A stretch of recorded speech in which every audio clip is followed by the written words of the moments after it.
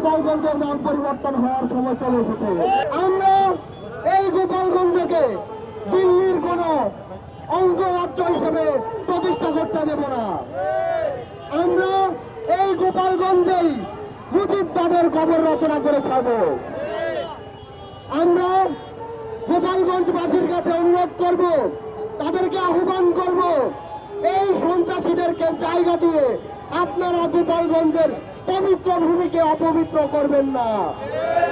আমরা গোপালগঞ্জের সাধারণ মানুষকে অনুরোধ করব, আপনারা এই সন্ত্রাসীদের প্রতিহত করুন। এই সন্ত্রাসীদেরকে অবিলম্বে গোপালগঞ্জের মাটি থেকে সরিয়ে দিন। আমরা দেখেছি 10 বছর আগে দেশনেত্রী বেগম খালেদা জিয়া বলেছিলেন এই গোপালগঞ্জের নাম পাল্টে দেওয়া হবে, এবং যদি এই সন্ত্রাসীদেরকে, এই ছাত্রলীগদেরকে গোপালগঞ্জের মাটি থেকে আপনারা যদি প্রতিহত না করেন, তাদেরকে উচ্ছেদ না করেন, তাহলে সত্যি সত্যি গোপালগঞ্জের নাম পরিবর্তন হওয়ার সময় চলে এসেছে।